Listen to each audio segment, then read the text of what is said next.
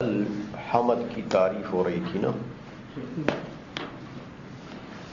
تو حمد اور مدح کے درمیان تو فرق واضح ہو گیا تھا، یاد ہے؟ جی۔ اب یہ نعمتن کانا وغیرہ جو ہے، یہ اصل میں ایک اور چیز کو یہاں سے حمد کی تعریف سے نکال رہا ہے، جدا کر رہا ہے، وہ ہے شکر۔ شکر جو ہے اس کی تعریف ہے فعل ينبئ عن تعظیم المنعم بسبب کونہ منعما۔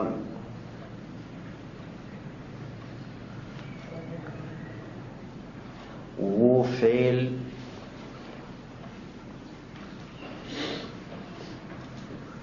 جو منعم کی تعظیم سے خبر دے، یعنی منعم کی تعظیم پر دلالت کرے۔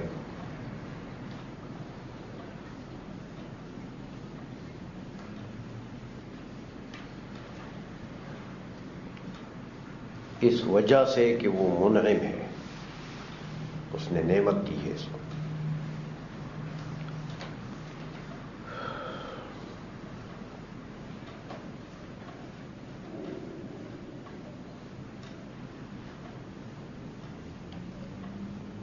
تو دیکھو، فعل ينبئ عن تعظیم المنعم بسبب کونہ منعما۔ فعل وہ فعل ہے، فعل جو ہے یہ عام ہے، یاد رکھو۔ فعل چاہے زبان کا ہو، چاہے ہاتھ پیر کا ہو، چاہے دل کا ہو، ہاں، ایسا فعل چاہے زبانی ہو، چاہے ہاتھ پیر کا ہو، چاہے دل کا عقیدے کا ہو، اعتقاد ہو، جو منعم کی تعظیم پر دلالت کرے۔ کسی نے نعمت دی آپ کو تو آپ نے اس کی زبان سے تعریف کرنی، اچھا یہ بھی فعل ہے جو اس کی تعظیم پر دلالت کر رہا ہے۔ یا آپ نے ہاتھ پیر سے اس کی خدمت کی، اس کی مدد کی،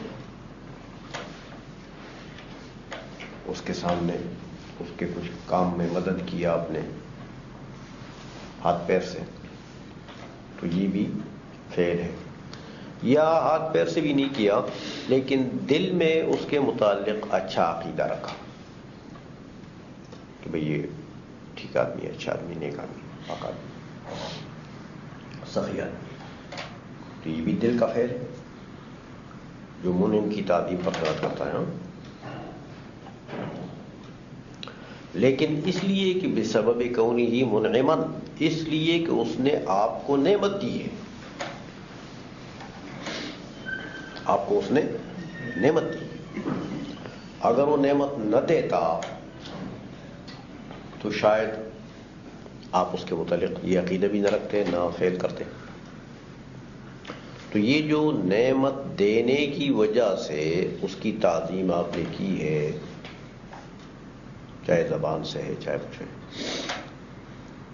تو اس کا نام کیا ہے؟ شکر۔ دیکھا، تو شکر کے مقابلے میں نعمت کا ہونا ضروری ہے، اور حمد کے لیے حمد ثنا باللسان ہے، جمیل اختیاری سے، اور نعمتن کانا وغیرہ وہ جمیل اختیاری جو اس میں ہے، وہ اچھی صفت جو کسی شخص محمود میں ہے، وہ اس ثنا باللسان کرنے والے کے لیے نعمت بنے یا نہ بنے، سمجھ گئے ہو فرق؟ تو حمد کے لیے حمد کے مقابلے میں نعمت کا ہونا ضروری نہیں ہے، آپ کو ویسے ہی کسی نے آپ کو کوئی نعمت نہیں دی ہے، ویسے آپ اس کی تعریف کرتے ہیں زبان سے، تو یہ کیا ہے؟ حمد. سمجھ میں آ گئی؟ لیکن اگر نعمت دے اور آپ کریں تو زبان سے کریں گے تو یہ حمد بھی ہے، شکر بھی ہے، کیونکہ حمد کے لیے کوئی نعمت ہونا ضروری نہیں، اور ہے نعمت، اگر ہے تو ہے، منافی بھی نہیں. اگر مقابلے میں نعمت ہے اور آپ نے زبان سے تعریف کر دی تو یہ کیا چیز ہے؟ حمد اور شکر دونوں، کیونکہ زبان سے آپ نے کی ہے تو حمد ہے، مقابلے میں نعمت ہے تو شکر ہے. تو شکر نعمت حمد کے منافی نہیں ہے نا، سوام کا نعمتن کانا او غیرہا، نعمت ہو تو بھی حمد، نعمت نہ ہو تو بھی حمد. لیکن شکر کے لیے ضروری ہے کہ مقابلے میں نعمت ہو. اب ذرا فرق سمجھ لو، دیکھو صورتیں بنتی ہے تین یہاں پر. ایک یہ، بلکہ زیادہ بنتی ہے. ایک یہ کہ آپ زبان سے کسی کی تعریف کریں، مقابلے میں نعمت بھی ہے، نے نعمت دی آپ کو، یہ اجتماعی صورت ہے. دونوں جمع ہو گئے، کیا چیز؟ شکر اور حمد. زبان سے ہے، مقابلے میں نعمت ہے، تو شکر بھی ہے، حمد بھی. ہاتھ پیر سے آپ نے خدمت کی، کس کی؟ جس نے آپ کو نعمت دی ہے، تو یہ کیا ہے؟ شکر ہے، حمد نہیں ہے. حمد کے لیے ضروری کہ لسان سے ہو، ثنا باللسان. یہ آپ نے ہاتھ پیر سے اس کی خدمت کی اور نعمت کے مقابلے میں کی، اس نے آپ کو نعمت دی، تو کیا بنا؟ شکر ہے، حمد نہیں ہے، کیونکہ ہاتھ پیر سے ہے. حمد کے لیے کیا ضروری تھا؟ وَالثَّنَاءُ بِاللِّسَانِ. تو میں گئی، آپ نے کسی کے متعلق اچھا عقیدہ رکھا، اس نے آپ کو نعمت دی، تو نعمت کے مقابلے میں آپ نے اچھا عقیدہ رکھا اس کے متعلق، یہ کیا ہے؟ شکر ہے. حمد ہے؟ نہیں. یہ تین صورتیں ہیں موٹی موٹی، سمجھ میں آ گئی؟ دو صورتوں میں، ایک صورت میں صورت اجتماعیہ ہے، دونوں جمع ہو جاتی ہیں، حمد بھی شکر بھی. دو صورتیں شکر ہیں، حمد نہیں. نہیں سمجھ آئی؟ ہاں. چوتھی صورت ایک اور بنتی ہے کہ اگر آپ زبان سے تعریف کریں اور مقابلے میں نعمت نہیں ہے تو یہ کیا ہے؟ حمد ہے، شکر نہیں.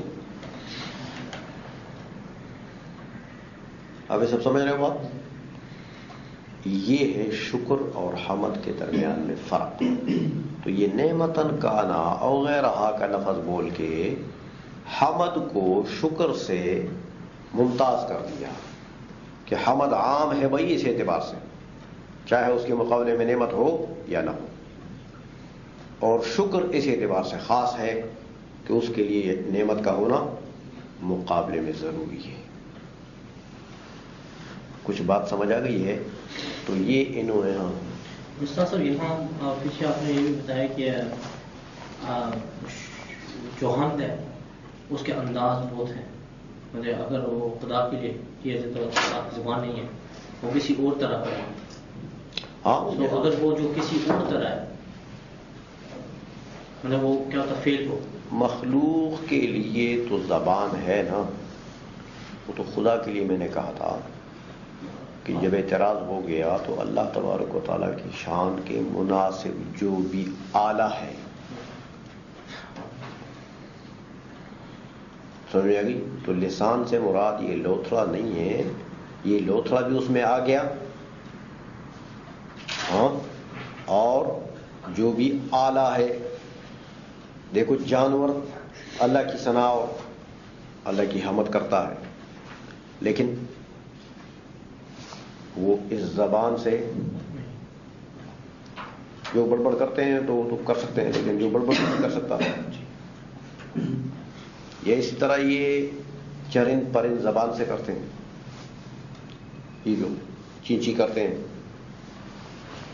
قرآن عظیم میں اللہ تعالیٰ نے فرمایا نا کہ وَإِن مِّن شَيْءٍ إِلَّا يُسَبِّحُ بِحَمْدِهِ وَلَٰكِن لَّا تَفْقَهُونَ تَسْبِيحَهُمْ وَلَٰكِن لَّا تَفْقَهُونَ وَلَٰكِن لَّا تَفْقَهُوا تَسْبِيحَهُمْ. سمجھ آ گئی؟ تو اللہ نے فرمایا کہ وَإِن مِّن شَيْءٍ، کوئی چیز ایسی نہیں ہے آسمانوں میں، زمینوں میں، کائنات میں، إِلَّا يُسَبِّحُ بِحَمْدِهِ، مگر وہ اللہ کی حمد اور تسبیح بیان کرتی ہے. کوئی بھی چیز ہے، پتھر بھی کرتا، لیکن اب پتھر کی یہ زبان تو نہیں، یہ زبان تو نہیں، تو وہ اس کی شان کے مناسب جو بھی ہے. سمجھ آئی؟ یہ عمارت بھی کر رہی ہے تسبیح، یہ درخت بھی کر رہے ہیں، لیکن اس کی شان کے مناسب. جس طرح وہ حدیث میں نہیں آتا کہ حضور نبی کریم صلی اللہ علیہ وسلم نے وہ 2 قبروں کے اوپر وہ ٹہنی رکھ دی، جو سبز ٹہنی تھی اس کو توڑ کے آدھی کر کے آدھی قبر پر آدھی دوسرے قبر پر. صحابہ نے پوچھا یا رسول اللہ کیوں کیا؟ حضور نے کیا فرمایا کہ یہ سبز ٹہنی ہے، یہ تسبیح پڑھتی ہے، اس کی تسبیح کی وجہ سے صاحب قبر کے اوپر عذاب میں تخفیف ہو جائے گی. دیکھو وہ ٹہنی تھی، درخت کا حصہ تھا، اس کی یہ زبان ہے، یہ زبان تو نہیں. اور حضور نے فرمایا یہ تسبیح پڑھتی ہے، تو تسبیح کیسے پڑھتی ہے؟ اس کی شان کے مناسب جو بھی ہے. یہ گوشت تلوتھڑا تو نہیں ہے اس کا، سمجھا نہیں؟ اسی طرح تمام کائنات میں جو بھی چیز ہے اللہ تبارک و تعالیٰ کی شان بیان کرتے ہیں، عظمت شان بیان کرو. یہ بات ختم ہو گئی ہے. ہاں اس کا یہ مطلب کہ یہ جو آپ نے بتایا کہ شکر، سمجھتے یہ شکر بھی فقط انسان کے لیے، انسان کے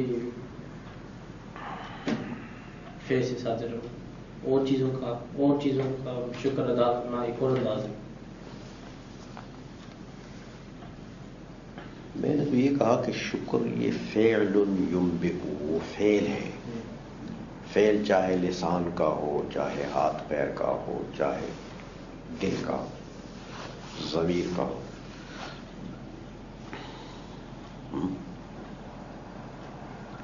تو اللہ تبارک و تعالیٰ کے لیے شکر ثابت ہے، قرآن عظیم کی آیت ہے. ہاں تو کیسا ہے کیسا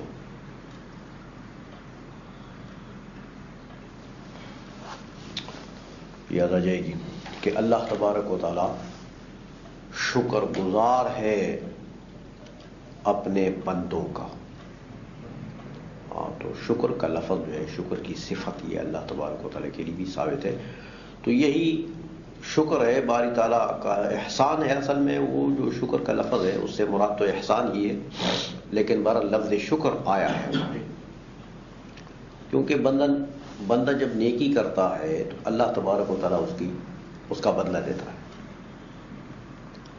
تو یہ اگرچہ اس شکر کے معنی میں نہیں ہے جو ہم آپس میں ایک دوسرے کا شکریہ ادا کرتے ہیں، لیکن ایک شکل بن جاتی ہے، ایک صورت بن جاتی ہے اس کی طرح. جس طرح آپ مجھ سے نیکی کرتے ہیں تو میں اس کا شکریہ ادا کرتا ہوں، بدلہ ادا کرتا ہوں. تو یہ ایک صورت، سوری شکر کہتے ہیں اس کو. سوری حقیقی شکر نہیں ہے یہ، کیونکہ بندہ تو کیا احسان کرے گا اللہ پر؟ بندہ تو اللہ پر احسان نہیں کر سکتا.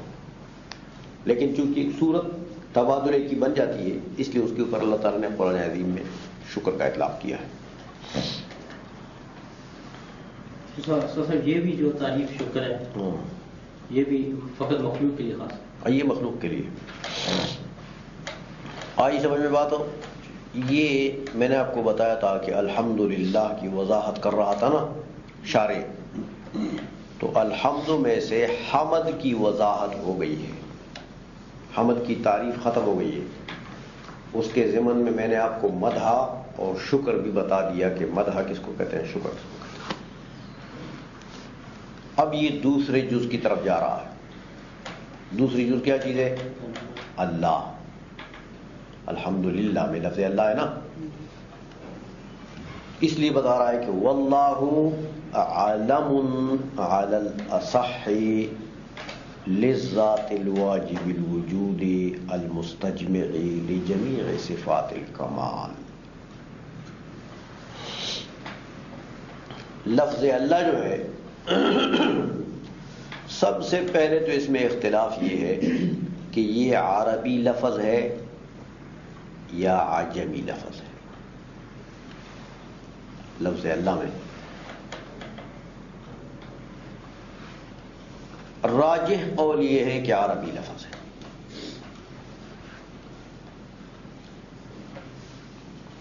جب عربی لفظ ہے پھر اختلاف ہے کہ یہ جامد ہے یا مشتق ہے.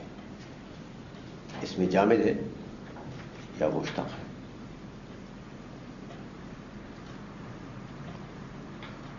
راجح یہ ہے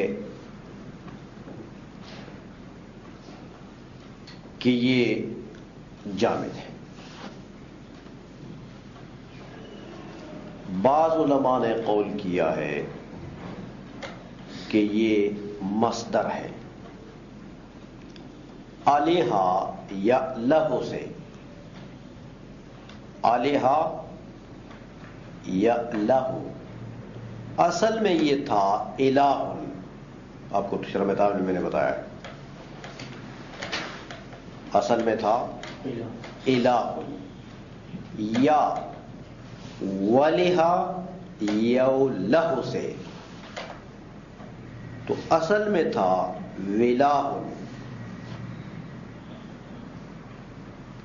یا اصل میں تھا الہ یا اصل میں تھا ولہ. اگر الہ ہے تو اس کے اوپر الف لام جب داخل ہوا تعریف کا تو الالہ بن گیا. الالہ. پھر یہ الہ کا جو حمزہ ہے اس کو درمیان سے گرا دیا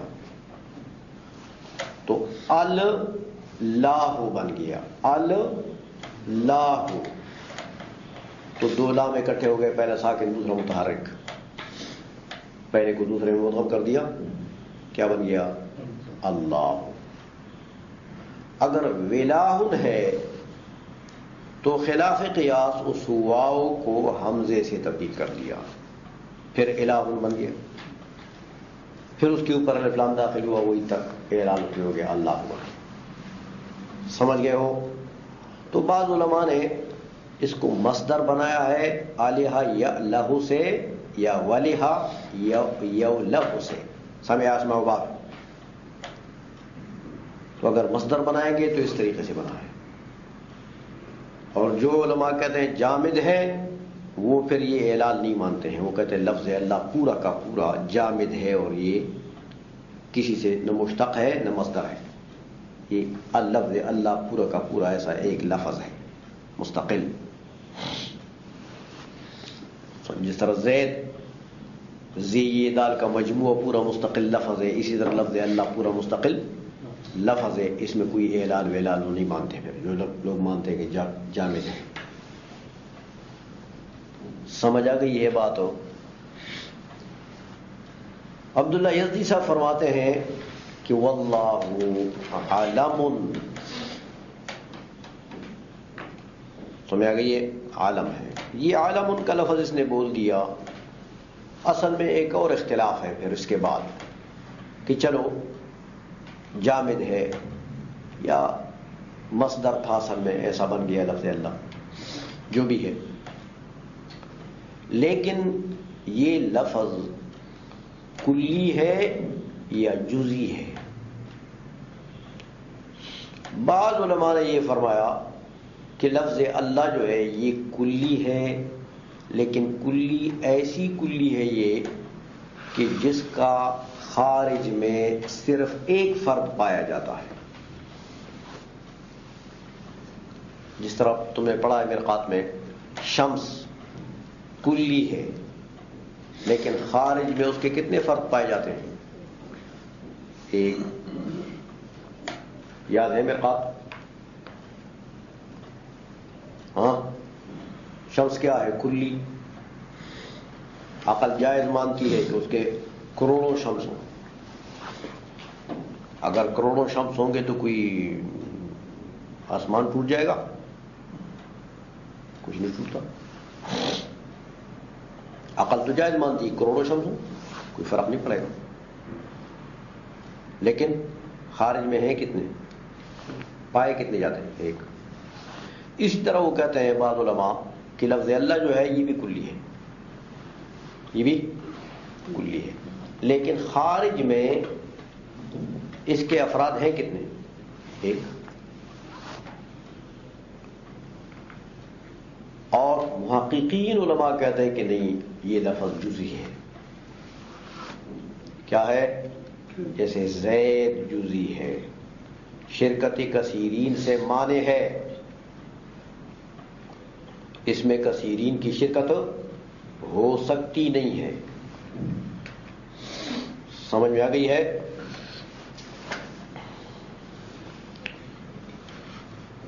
تو اس لیے عبداللہ یزدی فرماتے ہیں کہ عالم اپنی رائے ظاہر کرتے ہیں کہ میرے نزدیک یہ کیا ہے؟ عالم. تو عالم کیا ہوتا ہے؟ جزئی حقیقی. جیسے زید عالم ہے نا، کس کے لیے؟ وہ شخص کا نام ہے، اس کے لیے عالم ہے. تو عالم کیا ہوتا ہے؟ جزئی حقیقی. تو عالم ان کے لفظ سے اس نے اپنی رائے بتا دی کہ میرے نزدیک لفظ اللہ کیا ہے؟ عالم، جزئی حقیقی ہے، شرکت کثیرین سے مانع ہے. علی الاصح، علی الاصح کا لفظ بول کر اختلاف کی طرف اشارہ کر گیا. ہاں کہ اور بھی قول ہیں اس میں، لیکن اصح قول میرے نزدیک کیا ہے؟ کہ یہ عالم ہے، اور اختلاف ہے اس میں. دوسرا قول بھی ہے جو لوگ کہتے ہیں کہ کلی ہے، یہ حقیقی نہیں ہے، ان کا بھی قول ہے لیکن وہ اصح نہیں ہے. اصح یہ ہے. اچھا، عالم ہے بھائی، تو عالم کے لیے تو ذل عالم ہونا چاہیے نا. عالم ہے، دیکھو زید عالم ہے تو کس کا ہے؟ ایک ذات ہے، ایک ذات ہونی چاہیے جس کے لیے وہ عالم ہو. تو یہ کس کے لیے عالم ہے؟ کہتے ہیں للذات الواجب الوجود المستجمع لجمیع صفات الکمال. یہ بھی ایک ذات کے لیے عالم ہے. کس ذات کے لیے؟ الواجب الوجود، اس ذات کے لیے یہ عالم ہے جس کا وجود واجب ہے اور جس کا عدم محال ہے. جس کا وجود کیا ہے؟ واجب. کیا مطلب؟ ضروری. اور اس کا عدم محال، معدوم نہیں ہو سکتی وہ ذات. تو ایک تو یہ اس کی صفت ہے کہ اس کا وجود کیا ہے؟ واجب. دوسری اس کی صفت یہ ہے کہ المستجمع لجمیع صفات الکمال، کہ وہ تمام صفات کمالیہ کا جامع ہے. تمام صفات کمالیہ اس میں پائی جاتی ہے. جو کمالات اس کی شان کے مناسب ہیں ان سب کمالات سے وہ موصوف. یاد رکھیے گا، بعض چیزیں ہم کمال سمجھتے ہیں لیکن خدا کے لیے وہ عیب ہے. ہمارے لیے کمال ہے خدا کے لیے وہ عیب ہے. کھانا پینا ہمارے لیے کیا ہے؟ کمال. کوئی شخص کھاتا پیتا ہے تو لوگ سمجھتے ہیں صحت اچھی ہوگی اس کی، ٹھیک ہے، اور نہیں کھاتا تو کہتے ہیں علیل ہے، بیمار ہے. تو دیکھو نہ کھانا کیا ہے؟ نقصان، بدن میں نقصان آ گیا، اس لیے نہیں کھا سکتا.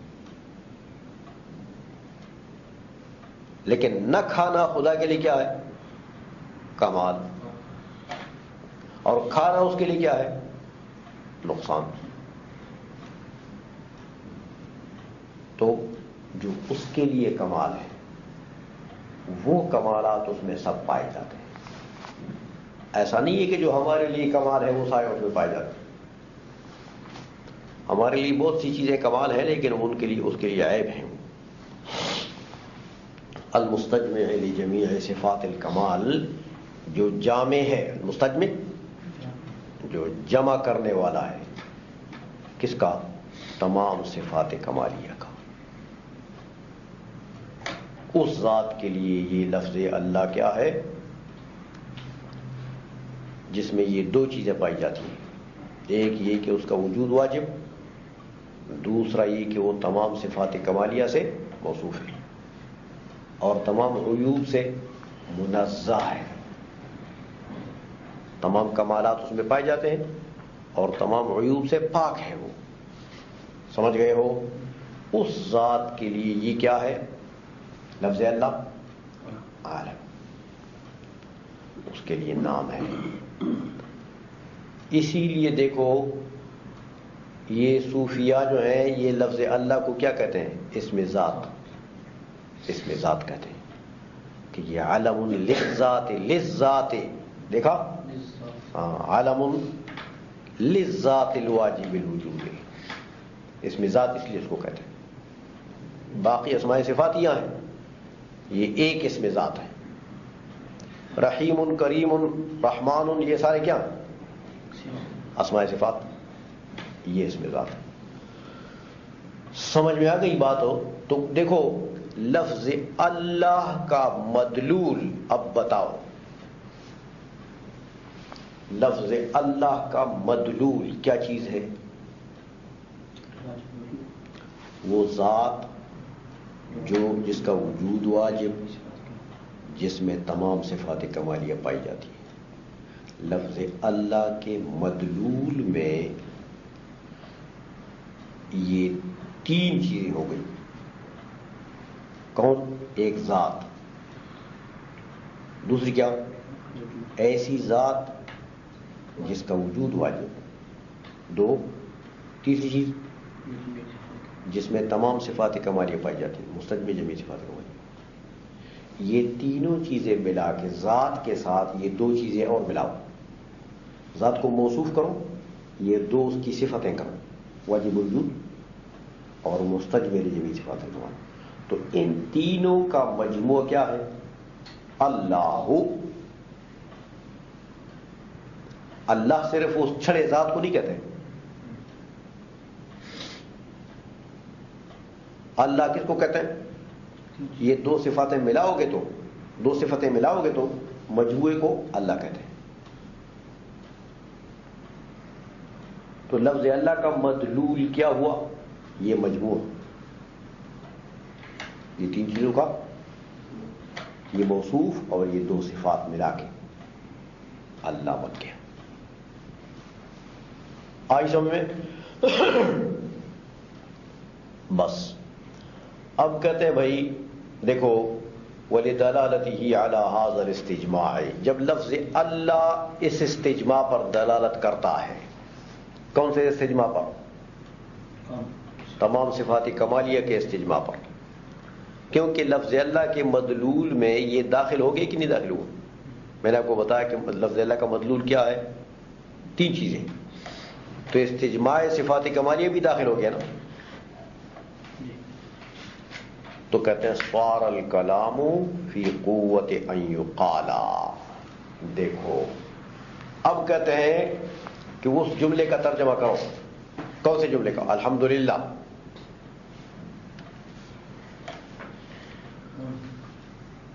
جب دونوں جزوں دونوں جز آپ کو معلوم ہو گئے. حمد معلوم ہو گیا, لفظ اللہ بھی معلوم ہو گیا کہ اللہ کس کو کہتے ہیں, یہ بھی پتہ لگ گیا, اور حمد کو بھی تم نے پہچان لیا. تو اب اس جملے کا ترجمہ کرو. کہتے ہیں ترجمہ یہ ہوا کہ الحمد مطلقاً. دیکھا, صار الکلام فی قوت ان یقال, یہ کلام اس قوت میں ہو گیا کہ یوں کہا جائے کہ الحمدللہ کا معنی کیا ہو گیا؟ الحمد مطلقاً. یہ مطلقاً کس کا ترجمہ ہے؟ الف لام کا. الف لام کو جنسی لے لیا